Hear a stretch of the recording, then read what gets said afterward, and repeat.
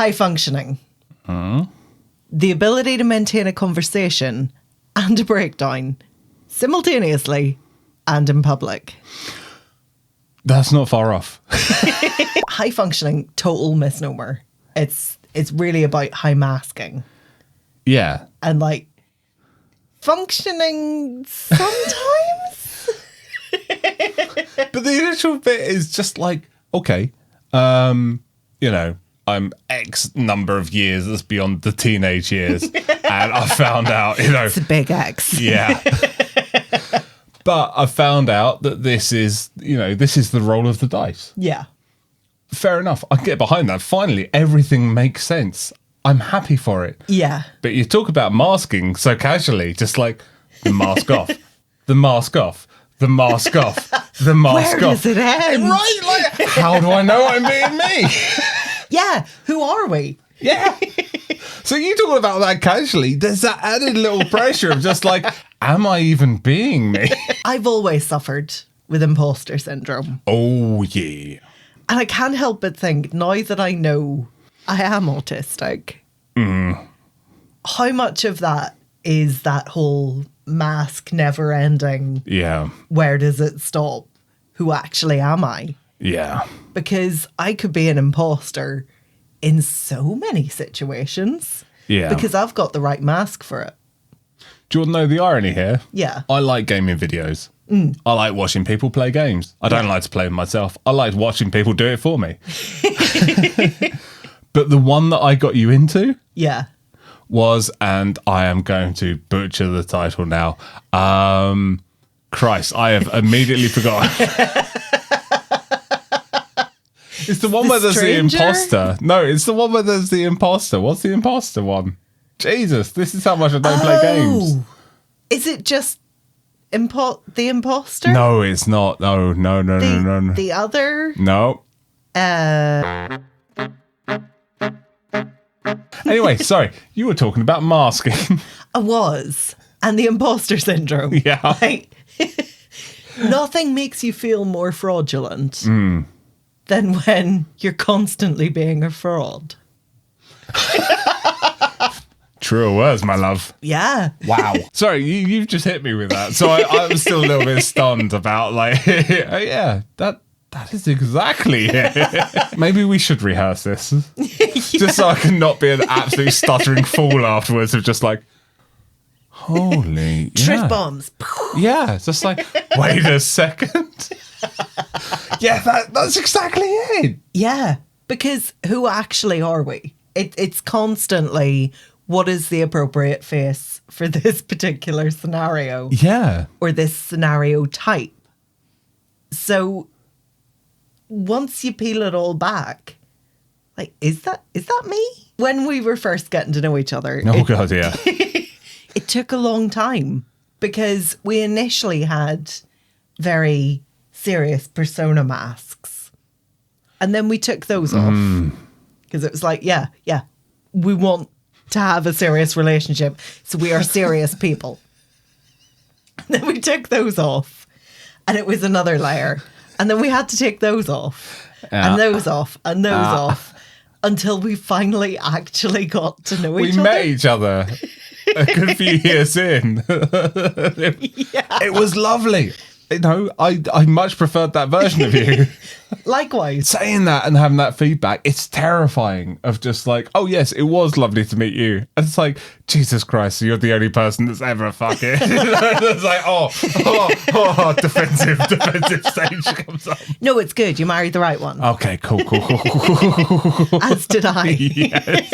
This is something that I struggle with so much because there's so many different personalities. Among Us. Among Us! I'm sorry. I had to interrupt I should have clapped my hands. That's going to derail the audio. Something. If there's a missing bit of audio, it's because I've just clapped really loudly. Among Us. Nice word. I'm sorry for interrupting. No, it's fine. I was going to do something very serious and sensible. I was going to... Why? That's the thing I struggled with most. And now looking back, I can say wholeheartedly, oh, thank God. But you're doing so well. Yeah. School. college, work. That statement, and then, am I? Yeah. Are we sure? Those quarterly reviews where you basically get told, are you a good boy? Are Yeah. you a bad boy? Will you get fired? Will you keep a job? Will you pay your rent? Will you not pay your rent? Yeah, like they pose Tune it. in.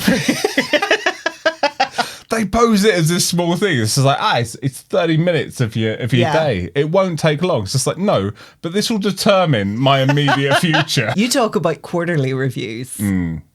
There was a job I had. It was weekly. Molly my. It was horrific. And everyone loved having their weekly check-in or catch-up. Like, it was given really innocuous names.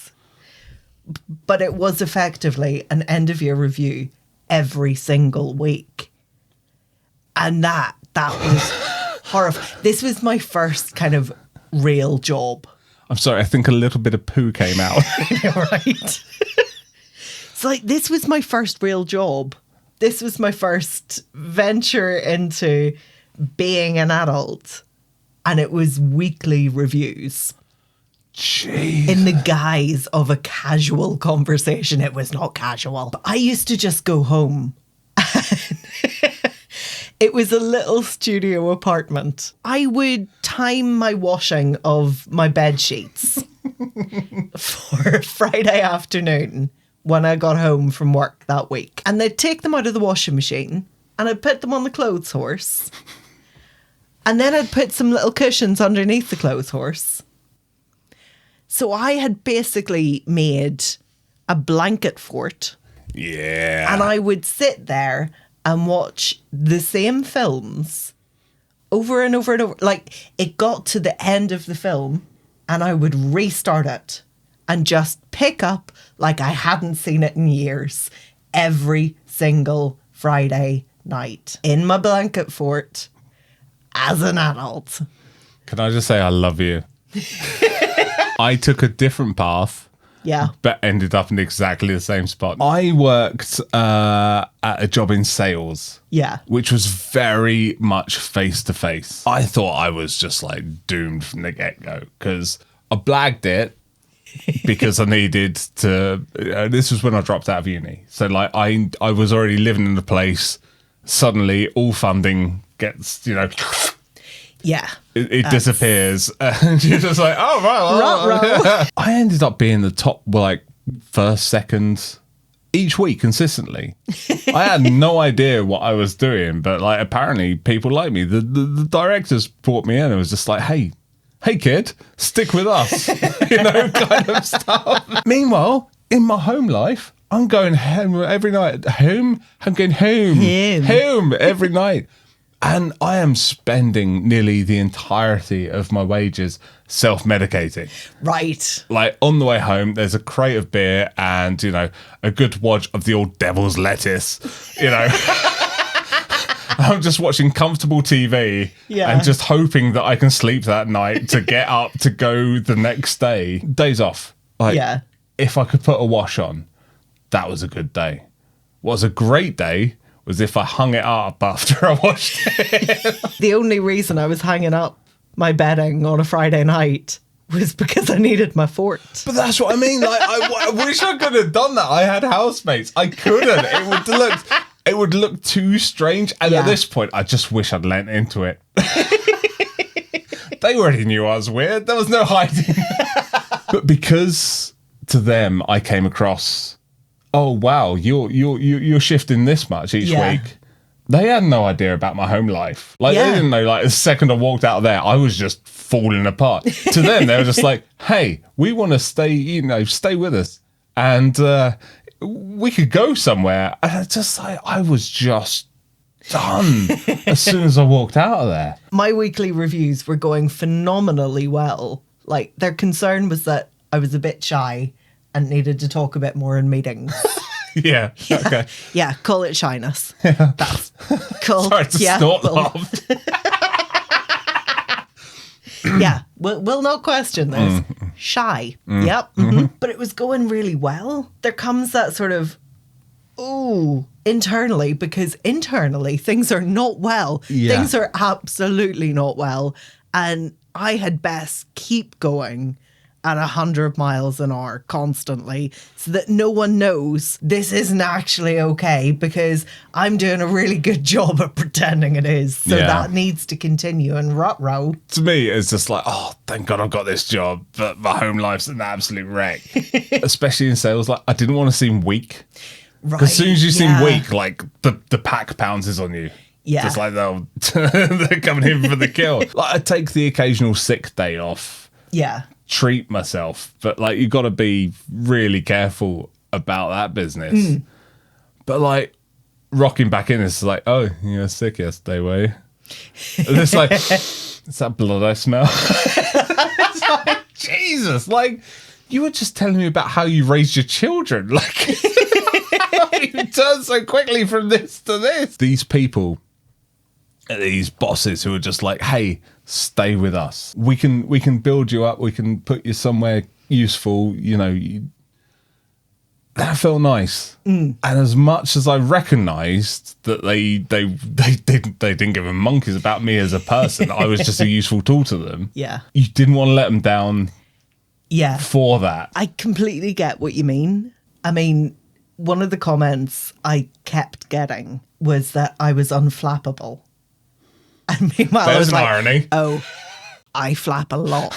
You really do. Not the way you mean, but there is then that horror of, well, if at some point I am flappable, Yeah. well, I've just destroyed my entire reputation by just simply being human. So I need to be better than human.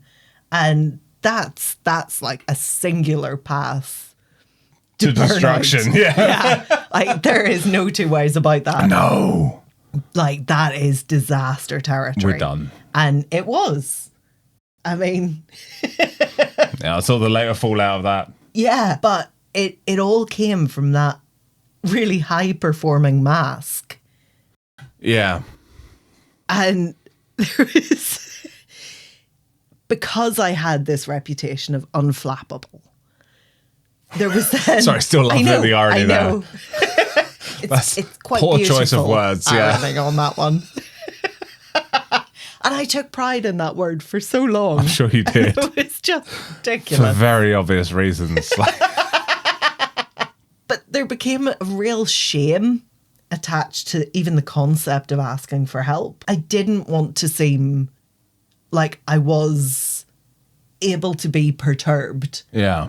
by something difficult, because the reputation up to that point had very much been, I can handle whatever. Yeah. And that absolutely wasn't me. I can't handle whatever.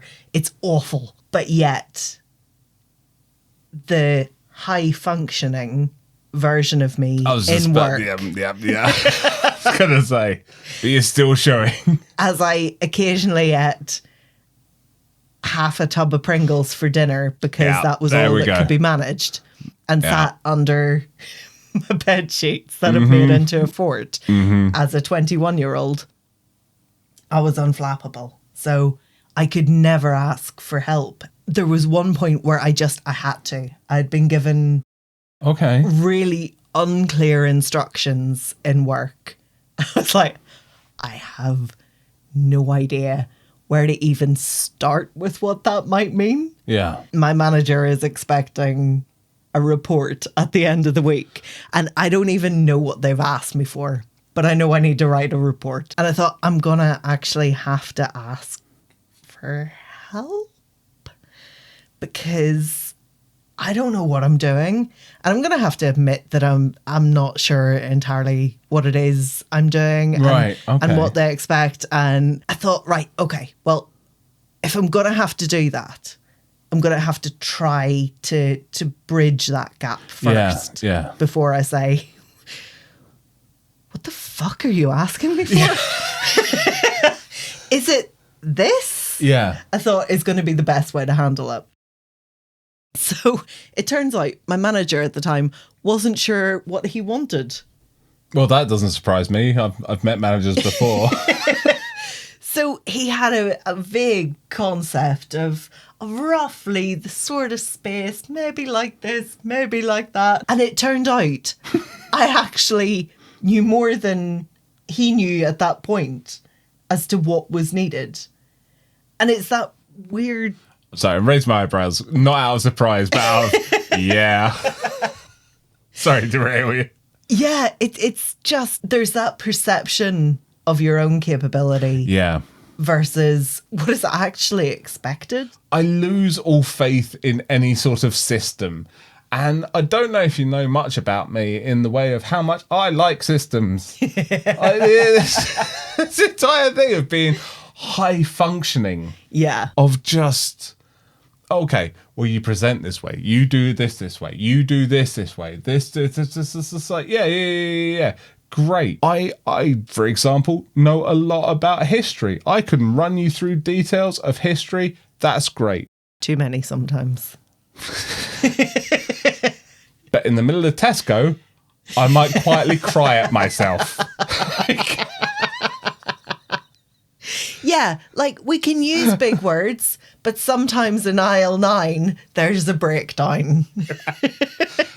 And I can tell you what's in aisle 9. But that's the point. It's just like, there's so much that's on the surface level of just like, you shouldn't need this, or what you're doing fine. Yeah. And beneath it all, you're just screaming and falling apart. You see yourself as part of the herd that's running in whatever scenario it is. Yeah. And they're all horses. They're all beautiful manes and nay. All right. I mean, come on now. That's not... Sorry. Too soon. Too soon? It's been like 10 years. I know. I'm fine with that.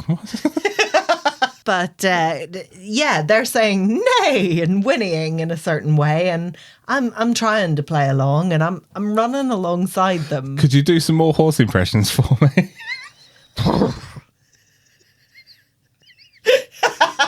Gives a sugar lump. This is what we got to. I don't think any horse has ever said that. Do they not talk? I've never had one ask me directly, no. No. Well, I mean, I think their eyes speak so loudly. I'm not good with people, so maybe I'm not good with horses. But yeah, anyway. All right. They're all whinnying.